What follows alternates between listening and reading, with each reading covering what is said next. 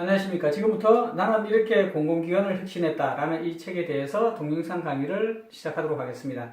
오늘은 첫 시간입니다. 그래서 세부적인 내용보다는 개략적인 어떤 그런 이 책을 읽을 때 알고 있으면 좋을 혹은 이야기에 필요한 각종 어떤 그 기본적인 생각들 이런 것들에 대해서 좀 이야기하는 시간이 되었으면 좋겠는데요. 실제로 이 책을 읽어본 분들에 의하면 한 일부는 내용이 참 어렵다는, 이야기 어렵다는 그런 반응도 있습니다. 아마 그런 부분은 제가 글을 쓰는 재주가 부족해서 제가 생각하는 것들을 잘 전달하지 못해서 그런 게 아닐까 싶은 생각이 듭니다. 그런 분들은 뭐 개인적이나 혹은 뭐 여러 가지 방법으로 그 질문을 해주시면 제가 상세히 설명을 아는 한에서는 드리도록 하겠습니다. 그리고 또 일부는 일반적인 경영 이론서나 혹은 경영 혁신서와는 좀 다르다라는 그런 말씀을 하시는 분도 있습니다. 그래서 오늘은 그런 분들을 위해서 동영상 강의를 한번 해보자 이렇게 생각했고요. 그래서 첫 시간을 가지게 되었습니다. 물론 뭐 일부는 뭐 참신한 내용이다. 정말 뭐 현실적으로 와닿는 내용이다. 이렇게 말씀해 주시는 분들도 있습니다. 어쨌든 시작을 하겠습니다. 우선 경영에 대해서 좀 기본적으로 생각을 좀 하면은 좋을 것 같습니다. 경영이란 뭐 학자처럼 그렇게 깊이 있는 이론은 서로 알기는 힘들지만 우리 모두 대부분은 아마 개략적으로는 어느 정도 공감을 할 것입니다. 사람들의 모임인 조직이 있죠. 이 조직이 사업을 해 나가는 겁니다. 그래서 그 사업을 통해서 고객한테 만족도 주고 그 대가로 수익을 또 실현해서 생존하고 지속 성장하는 그런 것들을 관리하는 것, 매니지먼트 하는 것이 바로 경영이다. 이렇게 아마 대부분의 얘기에 대해서는 공감을 하실 것 같고요. 근데 일반적으로 대부분의 어떤 그런 경영 이론서 같은 경우는 사업에 많이 비중을 둡니다. 뭐, 사업 기획이든, 마케팅이든, 영업이든, 뭐, 고객 만족이든, 아니면 생산이든, 유통이든, 뭐 모든 것들이 보면 사실은 이 사업을 어떻게 하면 더 잘할까, 사업의 관점에서 뭐 많이 접근을 하게 됩니다. 그런데 이 사업은 제가 생각할 때는 좀 접근하기가, 이해하기가 좀 편합니다. 쉽습니다. 사업을 성공하기가 쉽다는 것이 아니라 좀 쉽습니다. 반면에 사람의 모임인 조직을 이해하기는 굉장히 힘듭니다. 그래서 그 내용에 대해서 개략하게 설명을 드리고, 제 책에 대해서는 제 책은 사업보다는 사업이나 모임이나 사람들의 모임이 조직에 대해서 많이 중점을 뒀다는 것, 그거 하나를 좀 말씀드리고 싶습니다. 물론 뭐 당연히 경영 혁신 같은 경우에는 사업보다는 아무래도 이제 조직원에 대한 부분이 많으니까 당연히 그러겠죠. 근데 일반 경영 이론에 비해서는 사람에 대한 그런 부분들이 되게 많다. 그래서 아마 그런 부분을 좀 포인트로 좀 줬으면 좋겠다 이런 생각입니다. 사업에 대해서 이제 개략적으로 먼저 보면 한 세 가지 정도 이제 단계로 한번 나눠서 이제 보면은 이제 이야기가 쉬운데요. 우선은 첫째는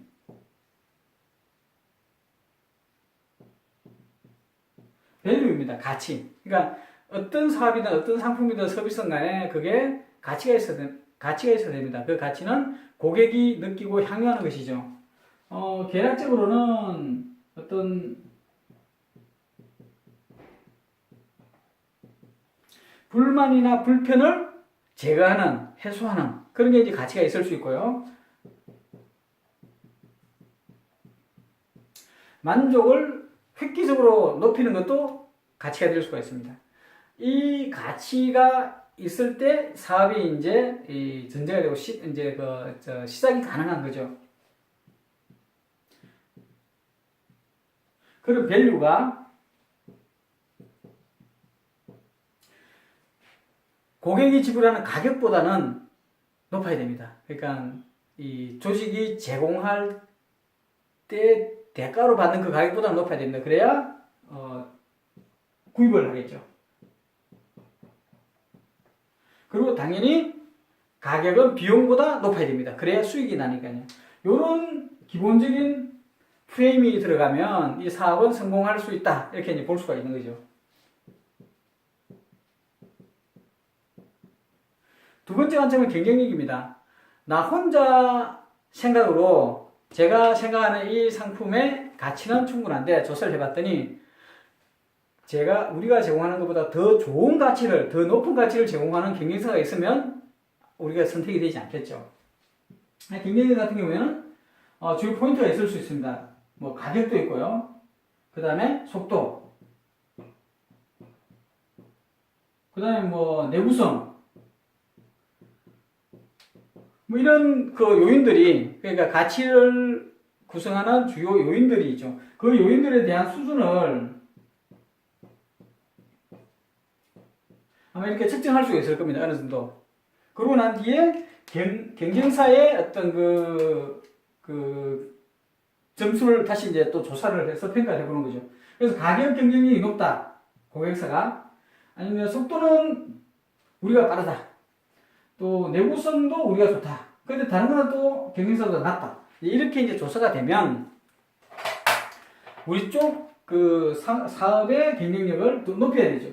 가격을 상대적으로 높이고 또 다른 것도 이제 상당히 높입니다. 그래서 항상 우리가 가지고 있는 것이 고객보다 높은 위치에 두면 이제 경쟁력이 있다, 이렇게 할 수가 있죠. 그런데 여기서 핵심은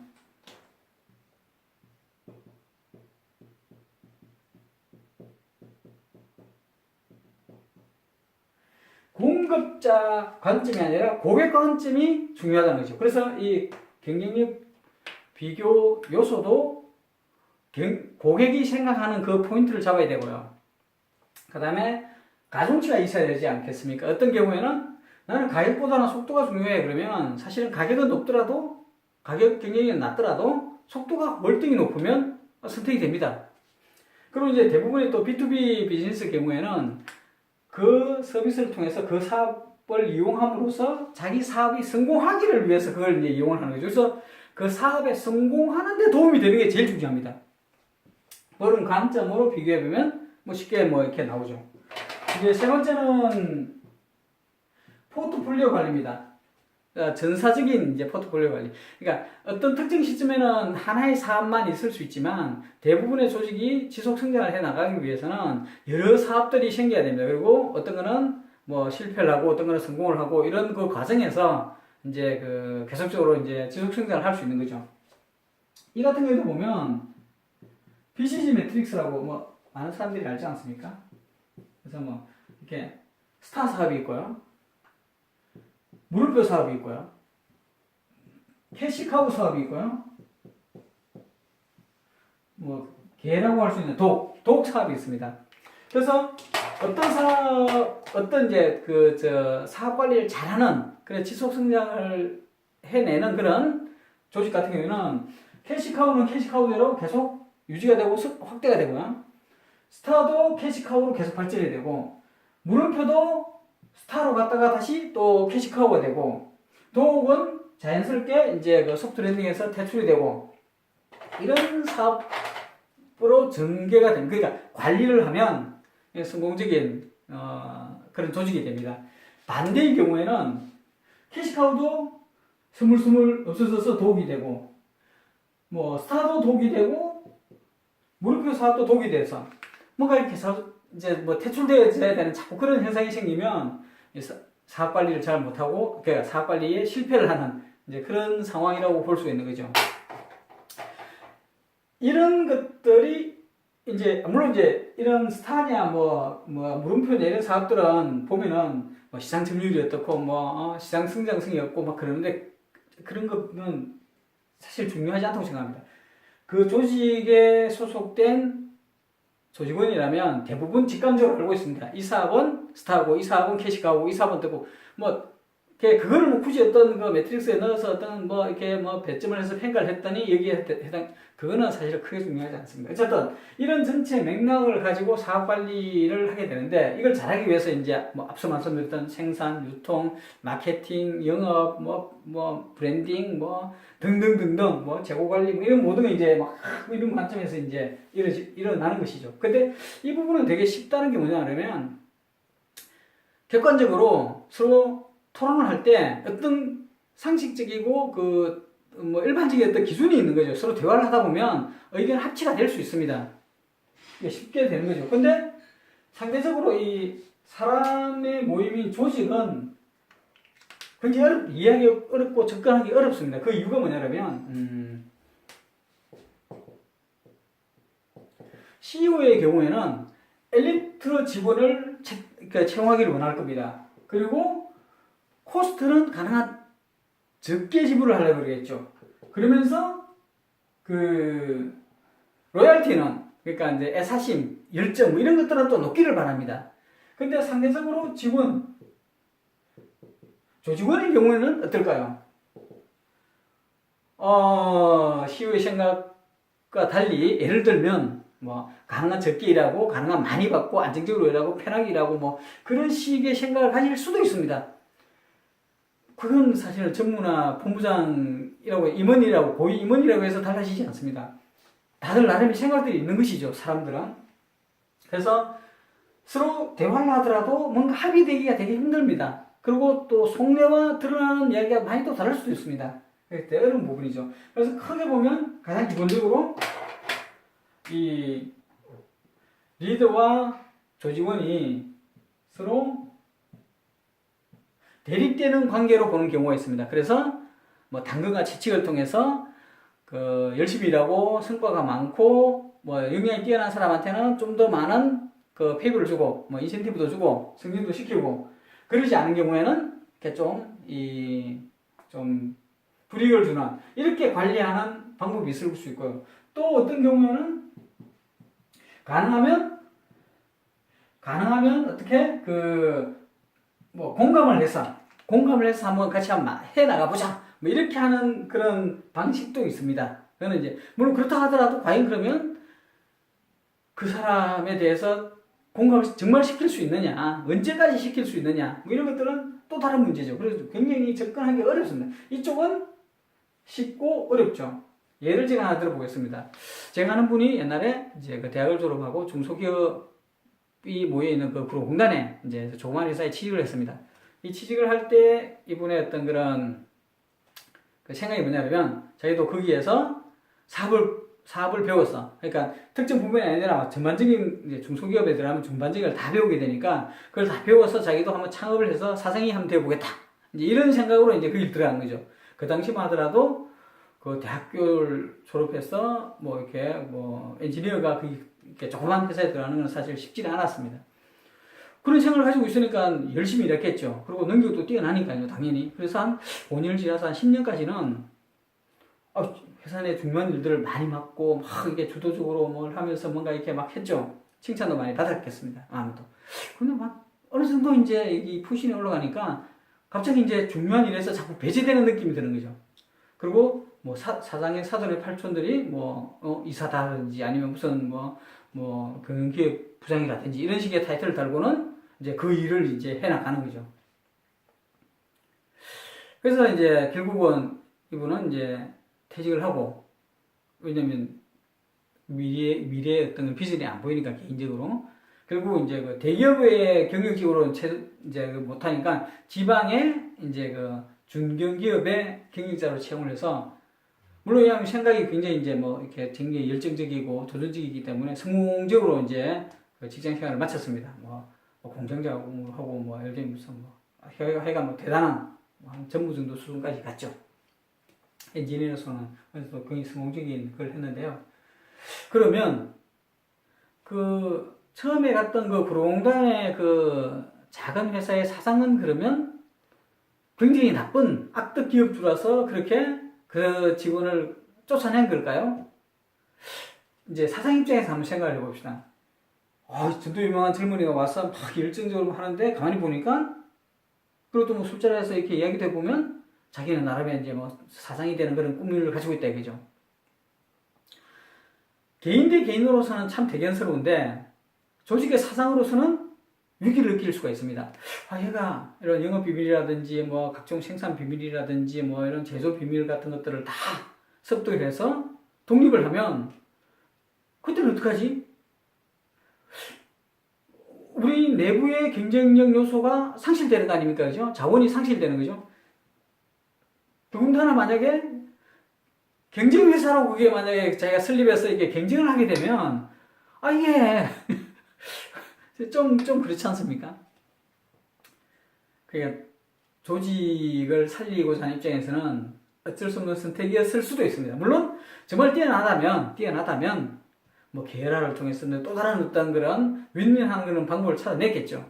근데 이제 뭐 모든 사람한테 정말 뛰어난 능력이나 뭐 분자의 뭐 왕도 뭐 이런 것들을 기대하기는 어렵지 않습니까? 제가 이런 사례를 드는 이유는 그 직원이나 사장이나 나쁜 사람이 아니고 잘못된 사람이 아니라는 거죠. 합리적이고 타당하다는 거죠. 근데 결과적으로는 시너지를 못 만들어내는 거죠. 근데 만약에 그 직원이 좀 더 교활했다면 그런 걸 꺼내놓지 않고 회사를 이용했을 겁니다. 그리고 그 또 사장도 더 교활했다 그러면 더 잘 이용을 해먹을 수도 있었을 것입니다. 그나마도 제가 볼 때는 어느 정도 범주 안에 들어있는 사람이기 때문에 큰 마찰 없이 아마 이렇게 정리가 되지 않았나 생각을 합니다. 그만큼 사람의 모임인 조직을 관리하는 건 정말 쉽지 않습니다. 최선이라고 해서 최선이 되는 게 아니고 그게 자칫 최악이 되는 수도 있는 거죠. 앞서 말한 그 사장의 입장에서 정말 가정하는 것들이 현실화되면 최선으로 해서 경쟁력을 키웠는데 그 경쟁력이 일시에 유출이 되는 거잖아요. 그러면 좀 최악이 되는 거죠. 이렇게 사람의 사업에 비해서 이쪽이 굉장히 접근하기 어렵다. 그걸 이제 말씀드리는 거고, 그런 내용들에 대한 것들이 이제 이 책의 어떤 베이스라인이 되는, 그래서 그걸 좀 감안을 하시면 일반적인 경영 이론수와 조금 다르다라는 것을 공감할 수 있을 것 같습니다. 두 번째는 경영 혁신입니다. 이 책은 혁신에 대한 책이니까요. 혁신은 쉽게 말하면 60점을 맞고 있는데 95점을 맞고 싶다. 이제 이게 혁신이죠. 60점 맞는 사람이 기존의 공부 패턴을 유지하면서 더 열심히 공부한다고 해서 95점을 받기는 쉽지가 않습니다. 기존에 있는 것들을 완전히 무너뜨리고 새로이 틀을 만들어야 되겠죠. 반면에 뭐 90점을 만든 사람이 98점이나 100점을 받고 싶다라고 하면 이거는 혁신이 아니라 개선입니다. 실제로는 이 개선이 훨씬 더 어려울 수 있습니다. 그럼에도 불구하고 기존의 틀을 유지하는 경영은 혁신하는, 기존의 것들을 파괴하는 혁신과 많이 다릅니다. 접근이. 그런데 이 책의 내용은 혁신에 대한 거라는 거죠. 이 대상인 조직에 필요한 것은 혁신이다. 이제 그걸 좀 염두에 두시면 되겠습니다. 그래서 독자가 만약에 우리 조직에 대해서 좀 문제는 있지만 좀 더 열심히 하는, 그러니까 말하자면 보다 효율적으로 일하고 좀 더 효과적으로 일하는, 마른 수건도 쥐어짠다 뭐 이런 방식의 그런 것들을 선택하는 그런 쪽에 고민이 있다 그러면 비록 세부 아이템은 뭔가 도움이 되는 것을 건질 수 있지만 전반적인 맥락에 대해서는 다르다. 이런 걸 이제 염두에 두시면 되겠습니다. 세 번째는 경영 전략입니다. 혁신 전략입니다.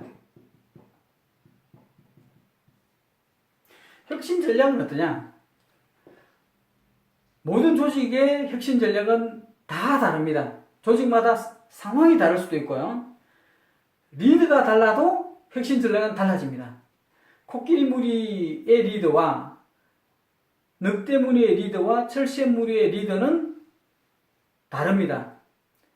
리더가 다른 게 그런 걸 이렇게 조직이 다른 거죠. 그러면 A 조직에 맞는 혁신 방법이 B 조직에는 맞을 수 없을 수 있습니다. 그리고 더 중요한 것은 A 조직에 적용 가능한 여러 가지 혁신 방법 중에서 상대적으로 좀 더 좋아 보이는 것을 선택을 하면 성공 가능성이 높아지고 상대적으로 좀 적용 가능이 어려운 걸 선택하면 성공 가능성이 낮아지느냐? 그런 것도 아닙니다.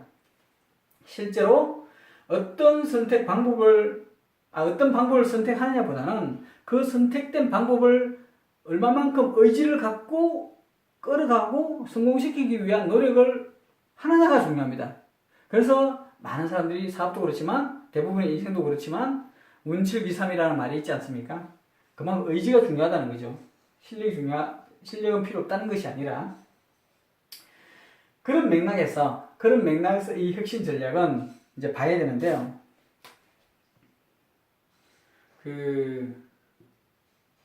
리더의 어떤 덕목 이런 것들이 뭐가 있냐면 사명감, 역사의식, 시대정신 뭐 이런 것들이 있어야 됩니다. 리더는 모름지기 이런 걸 갖고 있어야 됩니다. 이런 사명감과 역사의식과 시대정신을 갖고 있다고 하더라도 또 리더마다 또 다른 생각들을 다 가지고 있겠죠. 이건 태도의 문제인 것이고, 그러면 이것들이 어떻게 발현이 되냐 그러면 경영 철학이 됩니다. 이 경영 철학에 따라서 혁신 전략이 선택이 되는 거죠. 그러면 이 경영 철학이 어떠냐에 따라서 어떤 사람은 A를 선택할 수도 있고 B를 선택할 수도 있습니다. 예를 들면 조선을 건국한 정도전 같은 경우에는 전제 군주 정치보다는 재상 정치를 해야 된다라고 이제 주장을 해서 조선을 건국하지 않았습니까?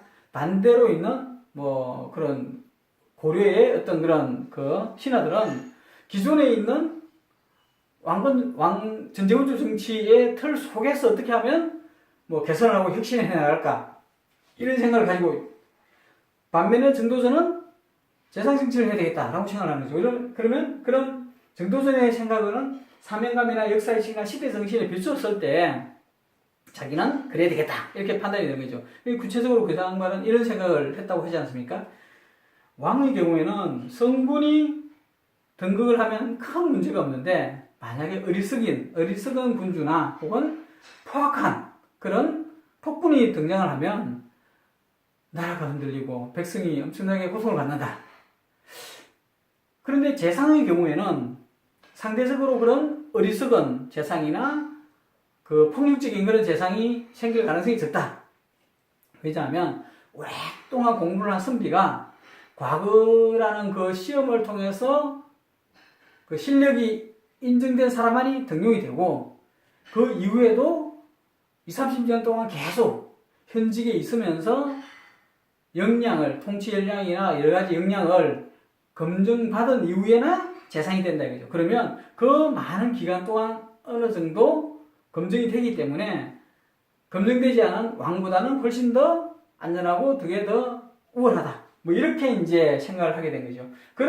이런 바탕 하에서, 철학 하에서 이제 그런 조선 건국이라는 그런 쪽으로 이제 소위 말하면 혁명, 혁신을 이제 시도를 한 것입니다. 모든 조직의 리더는 큰 조직이든 작은 조직이든 조직의 세부 또 하부 조직이든 팀장이나 부수장이든 이런 메커니즘의 어떤 것들은 다 가지고 있어야 됩니다.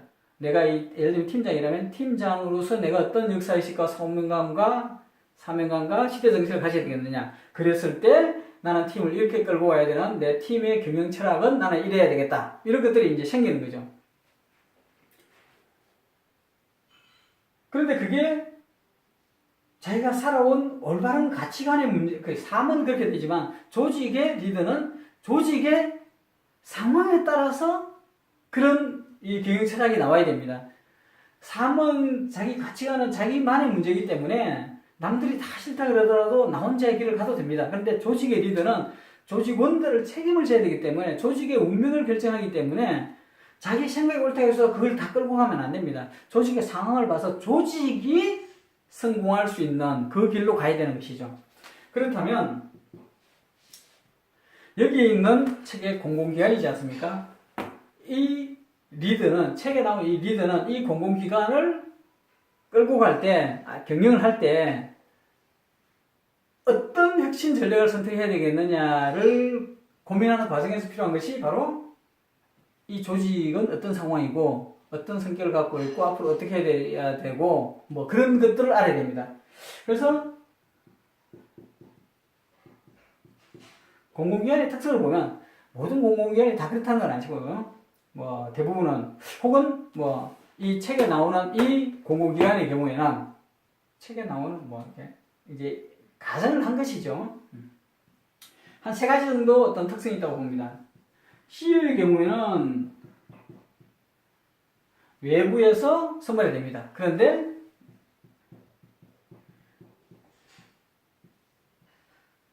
비경영 전문가입니다. 사기업의 경우에는 전문 경영인의 선발이 되죠. 어떤 경우에는 오너가 직접 경영을 할 수도 있습니다. 그런데 외부에 들어올 때는 전문 경영인을 어떤 그 상고초를 하거나 선택을 하게 됩니다. 직원의 경우는 또 어떤가요? 흔히 노령화라는 말을 많이 하고 있지 않습니까? 중간에 퇴직자나 이직자가 많지 않습니다. 그래서 대부분이 나이가 많죠. 그런데 노령화는 사실 다른 말로 하면 전문화 혹은 경력화라고 말할 수 있습니다. 이런 상황인 거죠. 그 다음에 사업을 보면 상대적으로 안정적입니다. 뭐 정부나 법으로부터 이렇게 뭐 혜택을 받고 보호를 받아서 안정적이라는 것이 아니라 공공기관이 설립될 그 시대적 상황에서 이 공적인 어떤 역할을 해야 되기 때문에 이 설립을 해서 뭔가를 해야 되겠다 이런 이제 어떤 상황에서 이제 설립이 되지 않습니까? 그래서 자연스럽게 이제 안정적인 그런 사업이 되고 또 금융 경제라든지 뭐 법률 경제라든지 이런 유의 것들로 뭔가 이게 자연스러운 독과점적인 형태가 되어질 가능성도 또 많습니다. 자, 이런 상황의 조직을 혁신을 할 때 어떻게 해야 되겠느냐? 그랬을 때 생각하는 게 이제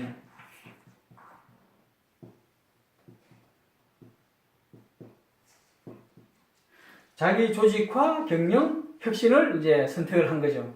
자기 조직화 경영이라 그러면 그냥 쉽게 말하면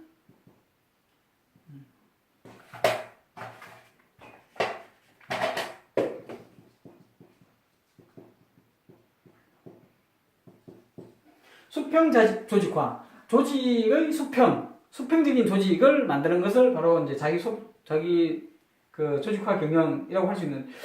물론 이제 뭐 자기 조직 경영은 범주가 굉장히 넓은 거기 때문에 그 중에 하나가 이제 어떤 수단이나 도구가 조직의 수평화, 뭐 결과적으로 뭐 이런 그런 모습이 되는데요.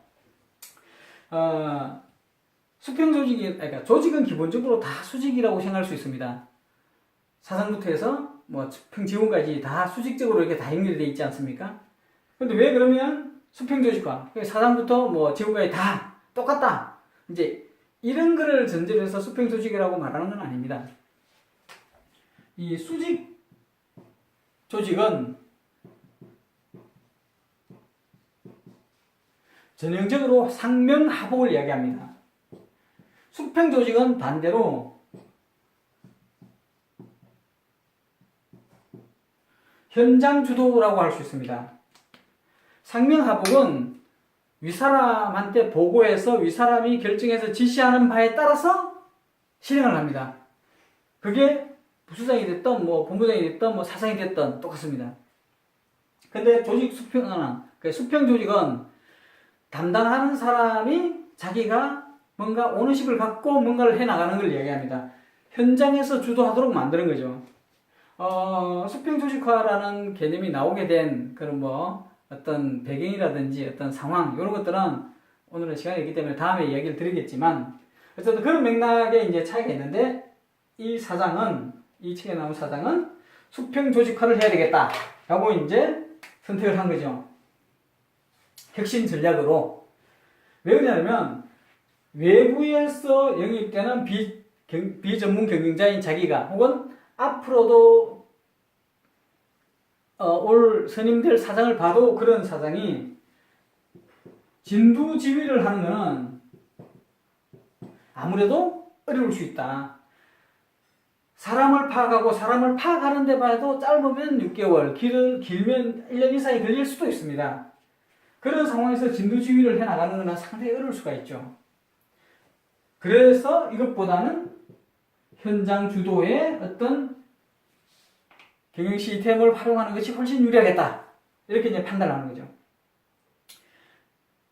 이 노령화의 경우에도 직원들을 어떤 전문화 경영화를 시키고 혹은 전문화되고 경력화된 그 역량들을 끄집어내기 위해서는 역시 진두지휘하는 것보다는 현장에서 주도하도록 만드는 게 훨씬 더 좋겠다.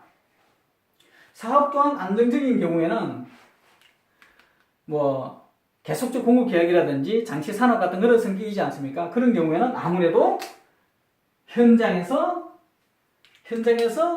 많은 부분을 주도적으로 해야 개선도 해나갈 수도 있고 혁신도 해나갈 수도 있고 뭔가 이 잘못을 해소해 나갈 수도 있다. 이제 이런 이제 생각이 들었던 것이죠. 그리고 그것들이 이런 경영 철학에 비춰서 결코 잘못되지 않았고 오히려 그게 더 옳다. 그리고 그게 혁신을 하기 위해도 그게 더 옳다. 이런 이제 맥락에서 선택을 하게 된 것입니다. 이 책의 내용이 이제 그런 상황에서 내용이 정해져 있다. 이렇게 보시면 되겠습니다. 고맙습니다.